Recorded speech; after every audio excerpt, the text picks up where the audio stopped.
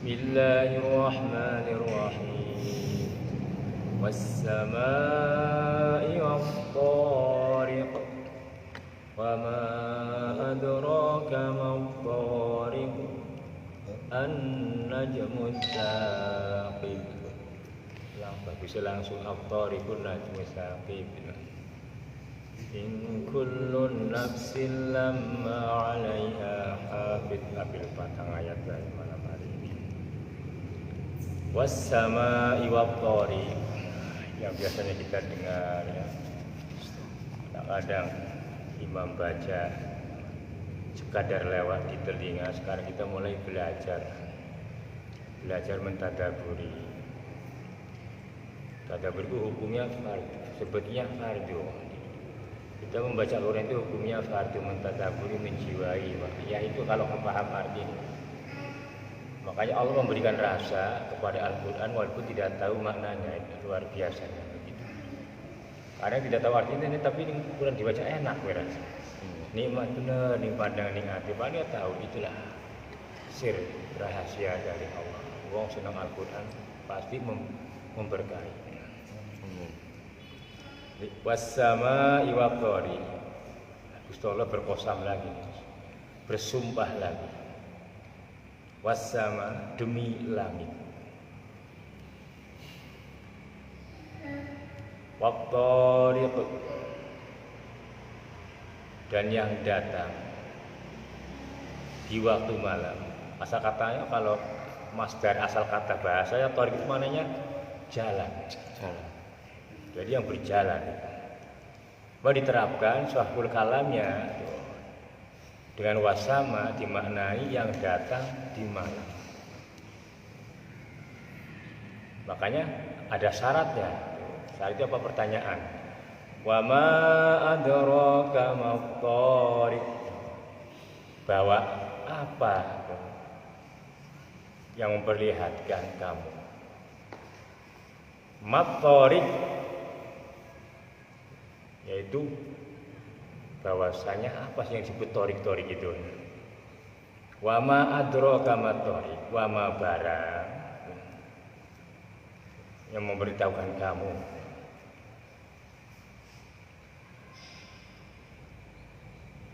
apa yang disebut torik-torik itu ya? Dalam malaikat Jibril ini Kanjeng Nabi. Kata Allah ngomong nih Kanjeng Nabi mewahyukan begitu.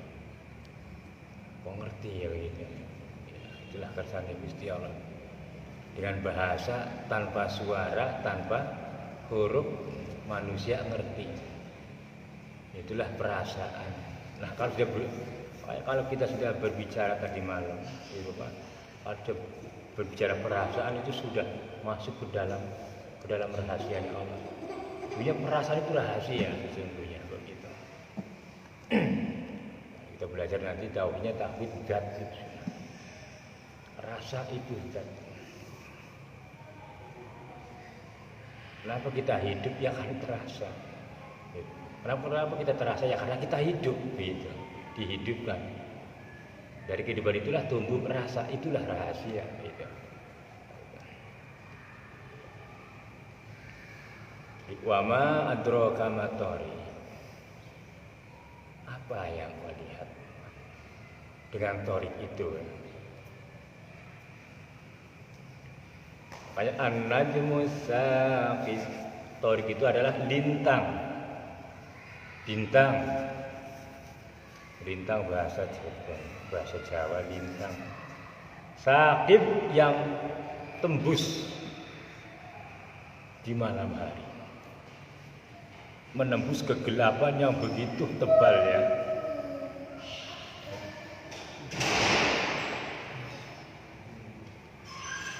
Ditembus oleh bintang yang disebut bintang torik ini. Untuk menghiasi langit-langitnya Allah.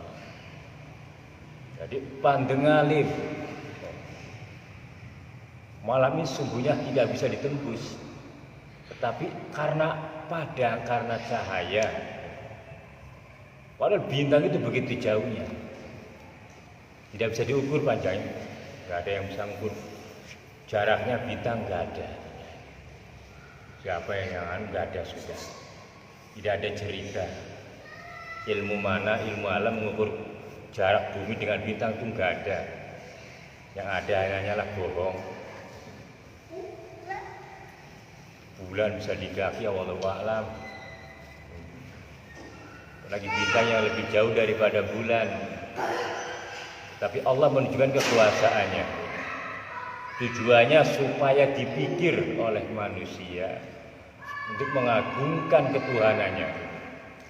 Jadi wassama, demi langit. Langitnya aja sudah jelas. Ada orang lihat langit enggak ada. Tapi hebat Allahu ladzi khalaqas samawati fi sittati ayat. Allah membuat menciptakan langit dalam waktu 6 hari. Padahal kun fayakun aja jadi. Menunjukkan betapa luasnya langit ini. Tetapi hina mata manusia itu hina. Nah, disinilah pengakuan kita kepada Allah. Kerendahan kita di hadapan Allah. Langit aja yang sudah nyata. Di atas hamparan bumi itu langit, tapi nggak bisa dipandang karena langit diisi oleh orang-orang mulia, ditutup oleh Allah. Sementara ini sebelum kiamat itu di langit mereka itu, termasuk Nabi Idris, Nabi Adam, semuanya belum ada yang masuk ke dalam surga, belum ada.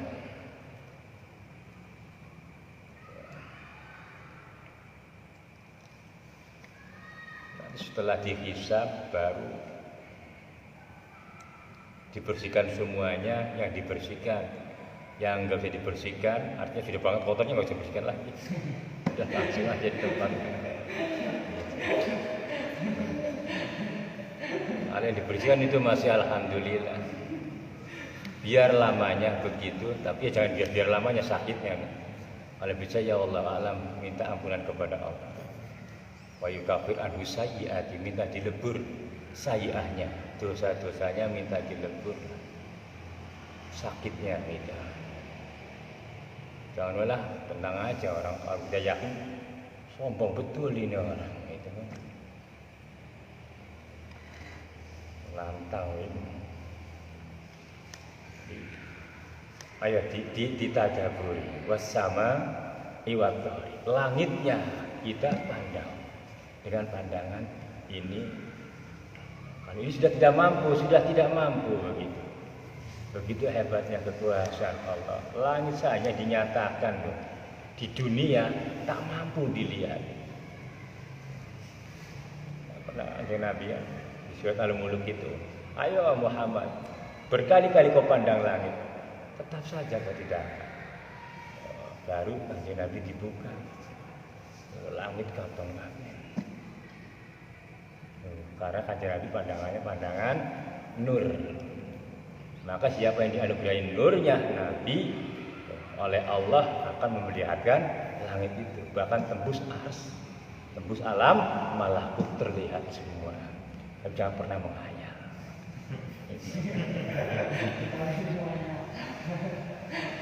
Aku menghayal pegangnya tolib lah.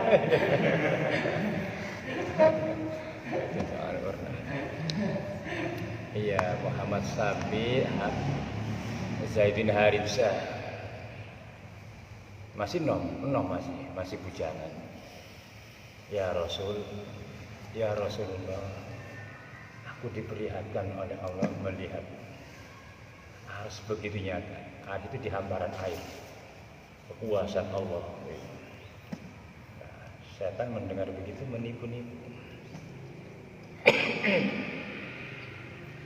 Dilihat yang dilihat oleh mukmin adalah air di Sungai Manggarai. Dilihat betul-betul kayak begitu. Ya, setelah melihat begitu apa? Dunia itu tertutup begitu, keinginan kesenangan dunia tertutup demi melihat itu.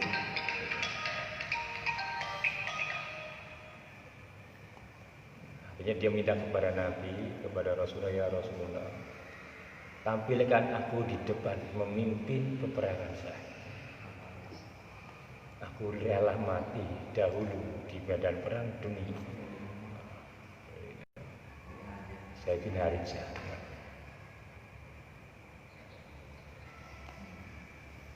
Akhirnya begitu.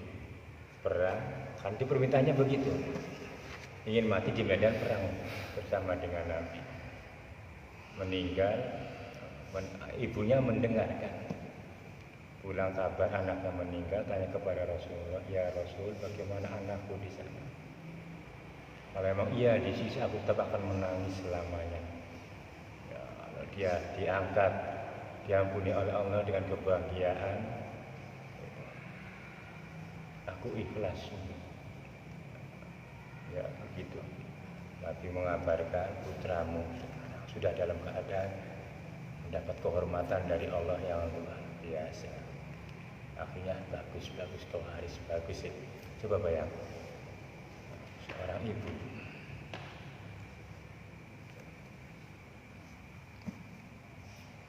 cintanya kepada Nabi. Banyak ada lagi ini cinta mahabbah dulu.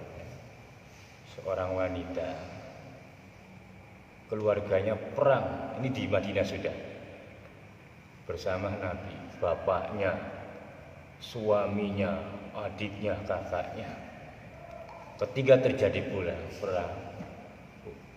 perang Uhud, kabar itu datang dari itu. Setiap baju tertarik dilihat semuanya sama perempuan itu. Dia nggak lihat, tidak mencari suaminya, tidak mencari adiknya, tidak mencari saudaranya. Yang dia cari Rasul. Bagaimana kabar Nabi?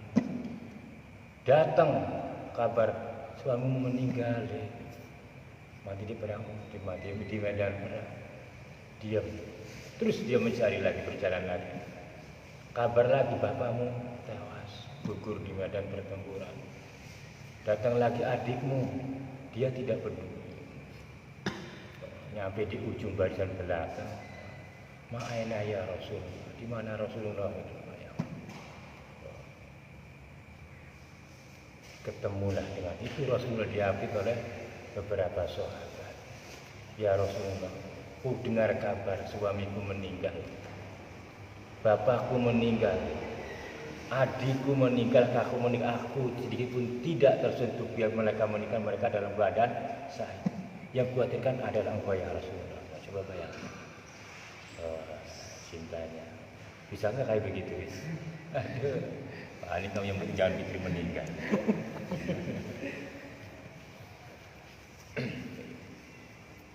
Zamannya Nabi begitu.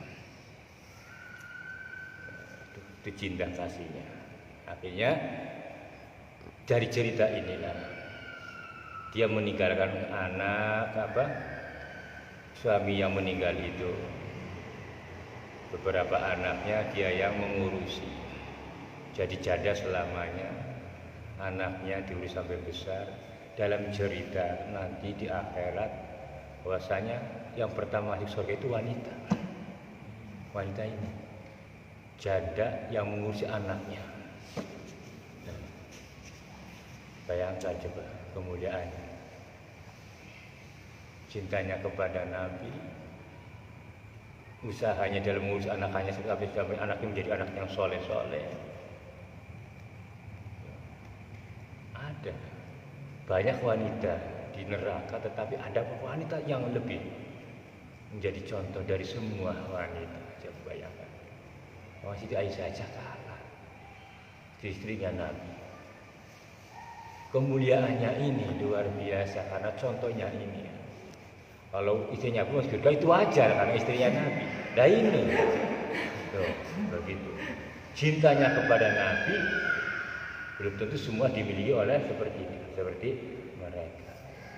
Bayangkan coba orang baru pulang perang itu kan, hanya dicarikan suaminya, keluarganya enggak peduli. Dia cari Rasulullah itu di mana. Bayangkan cerita begitu. Ada hikayat begitu bahwa nanti surga pertama yang masuk itu wanita janda yang mengurus anak-anaknya sampai anak itu menjadi soleh. Dalam tafsiran itu yang dimaksud oleh Nabi adalah ini wanita ini. Jangan tanggung-tanggung kita. Sudah begitu. Ayo kita ulang kembali lagi. Di wassama iwaqori di tadaburi. Jiwai langit-langitnya Allah ini yang tidak kita tampak karena terbatasnya, karena hinanya pandangan kita. Toh kalau ditampakkan tidak bisa diagungkan. Ini aja sudah tampak begini, manusia cepat bosan. Bagaimana dengan kehidupan yang ditemukan oleh Allah di muka bumi ini yang sudah ada, meremehkan, menghina. Apalagi biarpun langit, paling sebatas hitungan jam aja sudah bosan. Sudah tidak bisa mengagungkan keagungan Allah begitu. Padahal mulianya langit itu. Makanya dibatas-batasi begitu. Itulah cara manusia mudah gampang meremehkan ciptaan Tuhan. Yang ada aja ini sudah. Makanya kita yang betul-betul mengajar, menaikkan, mempelajari keimanan ini apa yang ada, jadikanlah semua itu mustadilun alaihi. Jadikan petunjuk dalil alaihi atas kekuasaannya Allah. Itu yang kita usahakan begitu. Ya. Malam itu ya pokoknya begitu. Jadi bisa digabungkan nanti antara tafsir dengan hikam dengan pelaksanaan prakteknya. Kalau kaidah hikam itu penjabaran, isinya Al-Quran. Hanya Bapak ngomong belajar praktek yang susah. Kayak wong jelasaken hikam tapi orang bisa praktekkan yang susah. Hanya tertutup, itu tidak bisa dikeluarkan di YouTube dan umum tidak bisa menerima sudah. Ngaji di rumah umum, orang-orang umum sudah tidak bisa menerimanya. Percuma. Balik lagi. Mari kita tadaburi tentang Allah bersumpah atas ciptaannya. Lalu kita mentadaburi, menjiwai betul-betul, mentafakuri, berpikir betul-betul atas kekuasaan Allah supaya terasa. Akhirnya terasa apa? Jadi ibadah, maksudnya begitu. Kalau terasa jadi ibadah, mengena di dalam hati, itulah yang namanya beriman kepada kitabnya Allah. Ini namanya tunduk kepada kitab. Begitu mendengar wasama iwatorik, demi langit, watorik, dan yang datang di malam hari, subhanallah. Begitu pandangannya. Nah ini namanya orang tunduk kepada Al-Quran, tertunduk, subhanallah. Inilah baru namanya iman kepada kitabnya Allah. Jangan cuma kitab, ya iman betul. Injil itu kitabnya Allah, Quran itu kitabnya Allah. Kalau cuma ya anak kecil juga ngerti zaman dahulu kala begitu. Bukunya iman ada 6, tetapi cara melaksanakan keimanan itu seperti apa?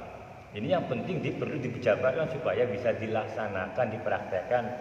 Bagaimana kita beriman kepada Allah, kepada malaikat, kepada kitab, kepada hari penentuan, kan begitu, hari kiamat, kepada rasul-rasulnya. Wah, aku ya iman karo kitab, orang urung kitab-kitab biasa nih. Kita biasa nggak ngerti, apalagi tunduk mau mengikuti ajarannya. Nah inilah makanya kita belajar tafsir begini untuk menambah-nambahi ilmiah, menambah-nambahkan amalia, supaya betul-betul kita dengan Al-Quran ini menyatu. Wa ma adraka ma thariq. Apa sih dimaksud thariq itu sih Muhammad? An-najmus saqib, bintang yang tembus di malam hari. Ya Allah, kau metu baik keluar itu. Lihat, ya, kau lihat kegelapan malam itu begitu padatnya, begitu jauhnya bintang terlihat. Berarti apa? Kesaya itu seperti apa begitu? Aduh, mau ke sana nggak ada tiketnya gitu. Ya begitu aja, bisa mengagungkan Allah aja. In kullun nafsin lamma 'alaiha hafiz. In kullu, tidak ada setiap napas jiwa. Lamma 'alaiha hafiz, kecuali itu 'alaiha hafiz, atas penjagaan malaikat. Jadi jaga awak itu kan. Anak kang jaga itu awak. Malaikat kang jaga amal-amal manusia. Ngintil terus. Nah kan berarti komplit ini. Ngerti isinya ingkulu nafsi alai lama alaiha hafiz, ternyata ada pengertian untuk meyakinkan tentang malaikat yang bersama dengan kita. Ayatnya mana ingkulun nafsi lama alaiha, bahwa sungguhnya setiap awak jiwa disertai oleh malaikat pencatat amal. Timbullah keyakinan kita bersama malaikat. Makanya Nabi menyunahkan salamu di assalamualaikum warahmatullah untuk saudaramu sesama jamaah dan bersama malaikat. Ternyata ini ingkulun nafsi lama alaiha hafid, selalu menjaga kita, mengawasi dan mencatat amal-amalnya. Yakin enak, terasa betul. Assalamualaikum warahmatullahi wabarakatuh. Nyatu. Isinya nanti assalamualaikum. Tapi dia baca assalamualaikum untuk semuanya, termasuk yang gaib ini, yang selalu mendampingi kita atas izinnya Allah. Para malaikat saya kirim salam para malaikat. Enak betul nih, batinnya ini sudah enak. Assalamualaikum warahmatullahi wabarakatuh. Malaikat menjaga amal lesak, amal jelek sebelah kiri disalah. Jangan sama setan, Bi.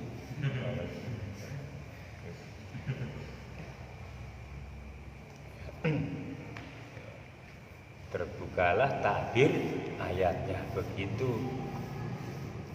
kita mengerti akhirnya. Fal yanzuril insanu mimma khuliq. Ini kita baca. Fal yanzuril insan, maka lihatlah manusia.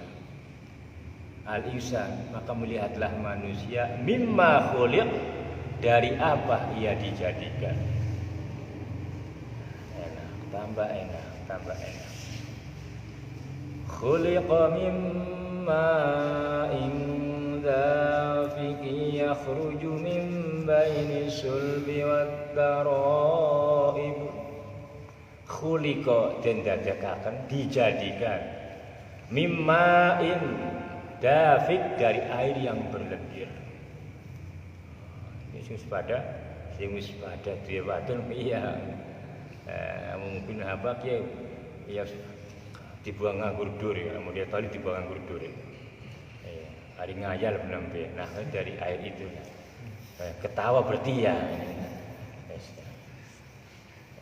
Jadi khuliqa mimma'in dafiqi yakhruju min baini sulbi wat taraib, dari air yang berlendir. Asal mulanya manusia, asalnya dari tanah.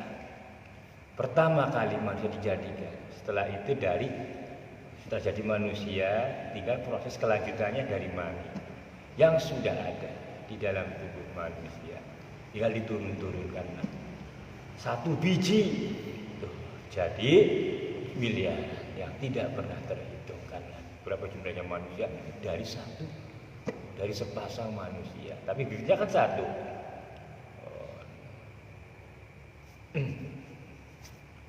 Wal yanzuril insanu mimma khuliqa mimma indabi, terus yakhruju metu apa mani, keluarlah air berlendir itu mimbaini sulbi, dari tulang iga.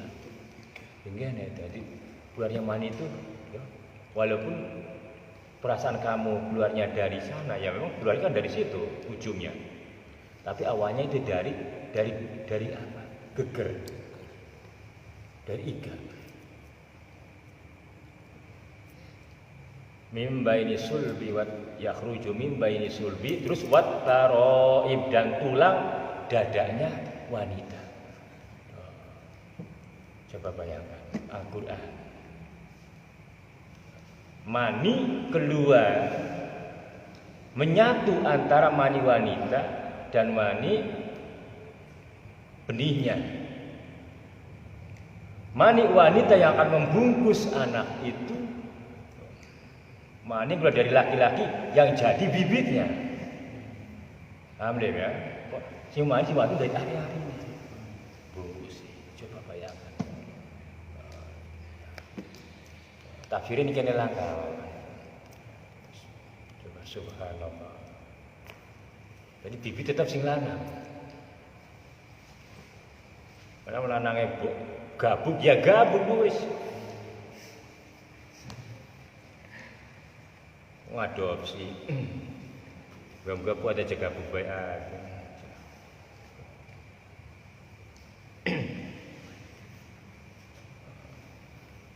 Aduh, dia sering banyak minuman instan, suwe ya. Obatnya gampang, sering minum air degan terus. Melotot. Itulah awal manusia. Jadi ya ruju mimbaini sulbi watarib, metune barang. Wadon, laki-laki, perempuan, begitu.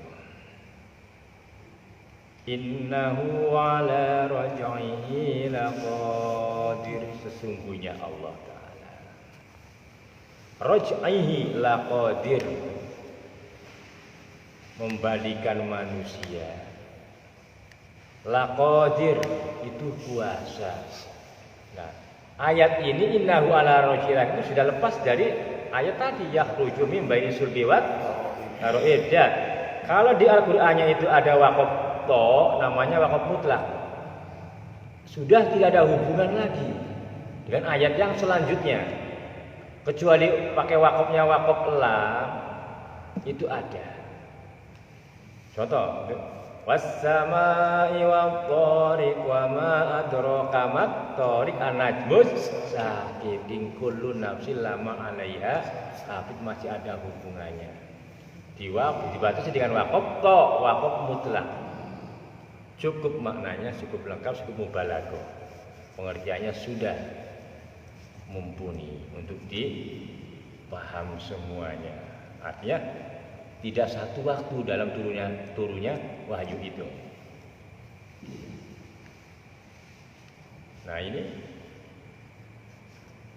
dari khuliqa mimma sampai mimbaini sulbi wa taroib, berhenti di situ.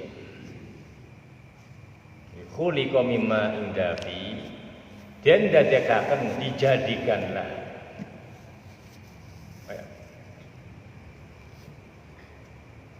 Wa falyandul insanu mimma khuliqa mimma indafi yakhruju min baini sulbi wa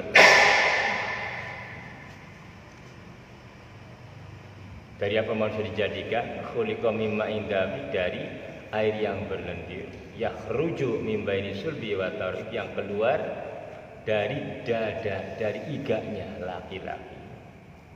Wat taroib, dan tulang, dan dari tulang dadanya si wanita. Innahu ala raj'ihi laqadir. Beda sudah, sesungguhnya Allah ala raj'ihi, atas manusia itu, membalikan manusia itu kuasa. Hidup mati jadi hidup. Asalnya tidak ada jadi ada, lalu ditiadakan lagi. Nah setelah mati lalu dihidupkan kembali. Coba bayangkan, mau mati diurip nangani.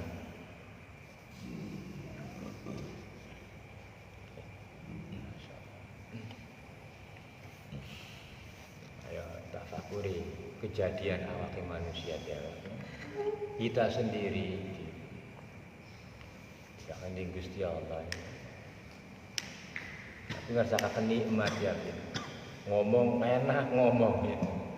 Masya Allah. Tapi iya begitulah manusia. Al-Quran itu betul-betul afala yaskur afala tafakkaru mutakabbirin, pada sombong, orang pada tidak pada bersyukur. Betul adanya itu, kita ini banyak ghaflahnya kepada Allah, banyak lupanya kepada Allah. Tetapi jangan sampai kita terjadi lam yatub, tidak bertobat. Mudah-mudahan kita memasukkan kepada Allah, summa tubu ilaihi. Jadi orang-orang yang selalu bertobat kepada Allah atas kekhilafan kita yang tiada pernah berhenti. Khilafnya, goplahnya terus tidak pernah berhenti. Ya kita tobatnya pun kepada Allah, terus memohon ampunannya terus. Ketidakmampuan kita hadapan kepada Allah semata-mata atas berharap ampunan Allah dan ridhonya Allah, memohonlah terus berkali-kali. Nah, kita merasa orang-orang kaya kita itu goblahnya, kan takaburnya kadang-kadang ujungnya tidak lepas begitu. Dari keadaan begitulah pernyataan untuk kita itu lemah, tidak bisa melawan amarah. Bisa dilawan dengan kita tobat kepada Allah. Nanti Allah sendiri yang menolong kita, bagaimana kita menekan amarah kita supaya bisa diajak beribadah dan tunduk, akhirnya mendapatkan radiyah mardiyah dari Allah, diridhoi oleh Allah, amarahnya diampuni, insya Allah selamat dari api neraka. Akhirul kalam, wassalamualaikum warahmatullahi wabarakatuh.